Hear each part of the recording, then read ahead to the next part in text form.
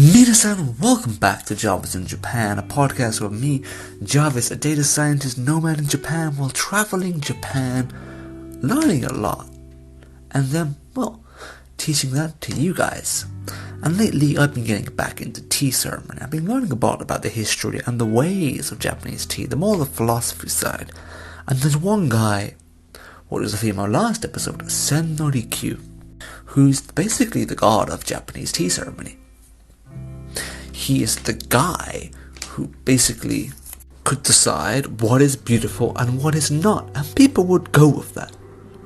Even though he didn't have military might, he had the power, to influence people, and that, kind of led to his end, sadly, as he got ordered to commit seppuku, ritual suicide, at the ripe old age of 70, by Hideyoshi. So in today's episode of JinJapan, we're going to talk a little bit about the political side, or tea ceremony was used for, and how Sennorikyu grew in power, and then, sadly, his sad demise at the end. So, enjoy.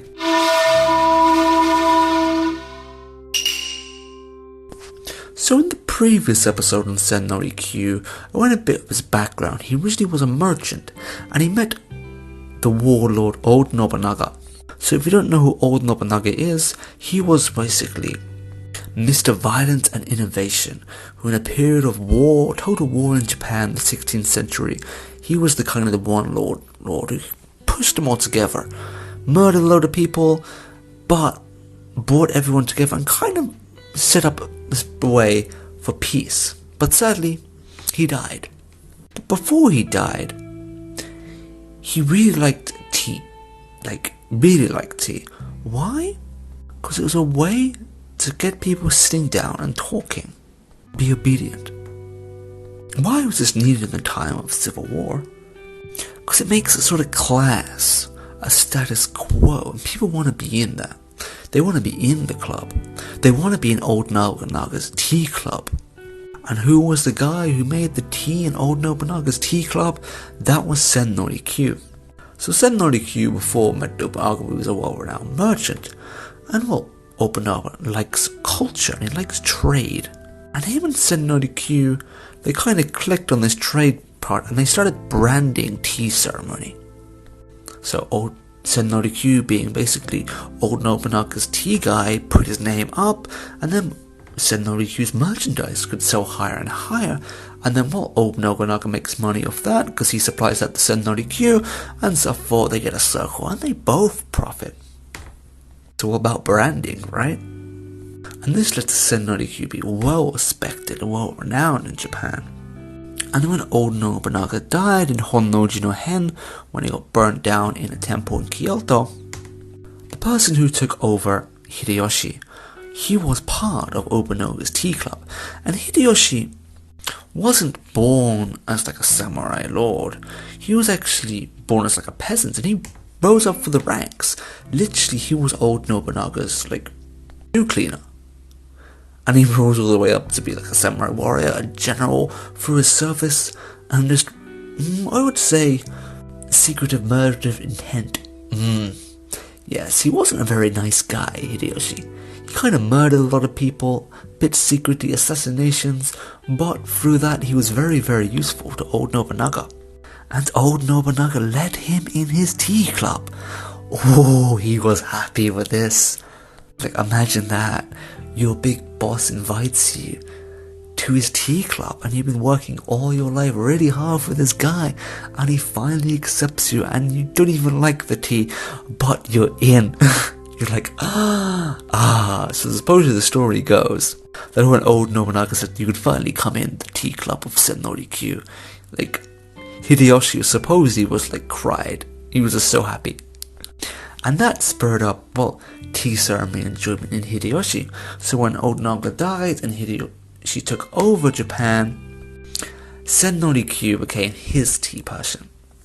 And this is where it gets interesting. Because these sort of tea ceremony meet and greets, these are sort of places where people can sit down and talk. So you take the warlords, you get their swords away, and you sit them down, and they drink tea, and they just chat. Turns into a bit like therapy, really. And this is where the influence of Sennorikyu comes in. Because he was the guy who would give them the ideas to do certain things. As well, Hideyoshi, he took over Japan, he didn't become shogun, he became Kanpoku, what's basically the chief advisor to the emperor, instead of becoming shogun. And these ideas supposedly came from Sennorikyu. So even though he was a merchant, he was having an effect on a lot of Japanese society, and there's lots more lords who'd want to come and see him. Tea ceremonies for the emperor as well. Like, he became the top tea guy, and Hideyoshi liked his tea. He liked making tea rooms, so Sennorikyu was the guy who made the tea rooms, with the most famous being Taian. And then he kind of did with Taian as well, he kind of changed everything. Like, normally everyone's into grand tea rooms, big tea halls, but Sennorikyu was just like, let's make them really small. And let's put no doors. Yeah, you can only get the tea room for a little hole in the wall. Really awkward, really awkward. But this is the whole wabi-cha, wabi-sabi beauty. So it's a kind of anti-glam, anti-glitz and glam, but like very basic, very minimalistic lifestyle he's putting forward. And you can see this more in some of his students.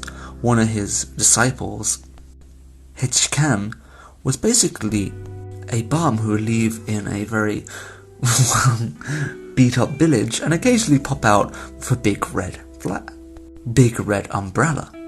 So there's just some old man walking down the street with a big umbrella, and he just pops his big red umbrella and starts making tea, and everyone's like, who's that? It's Hichikan. And that's sort of the beauty in wabi-cha. But after like Hideyoshi actually met his disciple Hichikan, they kind of had a weird conversation that, well, Sennorikyu's kind of lost his way a little bit. Because he kind of, well, got too much power in a way. He got the power but can decide really what was beautiful or not. He could literally put up his hand with his tea bowl and say, this is the most beautiful tea bowl all around, and people would pay loads of money for that. He had basically a monopoly on merchandise and selling. And, well, he has influence politically as well. And most of all, he's not a samurai. He's not in the samurai class, and this is not a good thing, not seen as a good thing by some of the other samurai lords. They're like, this merchant has more power than us? Ooh. A stubborn samurai lord, well, they're not very happy about that. And they kind of complain to this often to Hideyoshi. And Hideyoshi, well, himself, he was raised from the ranks. He kind of had a respect to Sennorikyu, like he was old Nobunaga's tea guy, and he loved old Nobunaga. But it kind of rubs off, right? You realize you have the military power, but no one really listens, right? They listen to Sennorikyu. Even though you have power politically, you don't have the power of the beauty, right? That's something, what you can may feel jealous by. And there was one event what they say caused him to, well, the order to be said to him to commit seppuku. What caused it, but it's probably not the cause, it probably was the last little step, right? And this is at Daitokuji. So Daitokuji is a temple in Kyoto, and this is where the burial ceremony for old Nobunaga took place. And Sennorikyu goes to the temple, and in the temple there's a 3-story gate.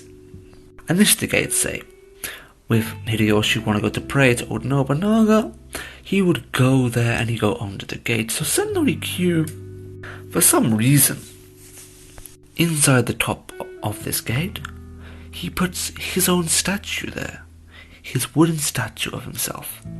This kind of caused a bit of outrage. I thought, you're a merchant, you're putting your statue in a temple above a gate, and then, the leader of our country is going to go under that gate? Do you think you're above him? Like, that sort of, out in the samurai sort of way of thinking, could see as rude, and lots of people in sort of Hideyoshi's samurai camp complained about this. And this was supposed to be the last straw, what kind of led to Hideyoshi finally giving the order that, well, Sennorikyu, you have to cut your guts out and commit ritual suicide. What was very odd Why? Because Sennorikyu was a merchant. He wasn't a samurai. That's the sort of thing samurai would do. So giving this order to a merchant, well, causes a bit of an outrage, and people are like, no, Hideyoshi, you can't do that. Please don't. We all love Sennorikyu. But Sennorikyu didn't happily. And the ripe old age of 70, while listening to water being boiled in his tea room, he cut his own guts out. And that was the end of Sennorikyu. It's really good nowadays that we don't have people like that, our warlords, our bosses, our country leaders who just order people just cut your guts out. Just do it. We live in a nice world. Like, that's one thing you can be grateful of. So that was the end of Sennorikyu. So if you enjoyed this episode of JinJapan, Javas in Japan, and would like to learn more about tea, check out the previous episodes. I covered a little bit about Japanese tea, some of its history, and previously I did more on Sennorikyu's philosophy of tea ceremony. I think it's a really good listen if you yourself are doing a coffee shop or just want to enjoy your tea and life more. And before we finished, I got one final announcement, is that I am doing a charity fundraiser with my friend Melania on GoFundMe.com. Funding rural Nepali girls' education is a hard task, but we're trying that. So if you're interested in that, any donation would be much appreciated. The link will be down below. So, 皆さん最後まで聞いてくれて本当にありがとうございました。じゃあね。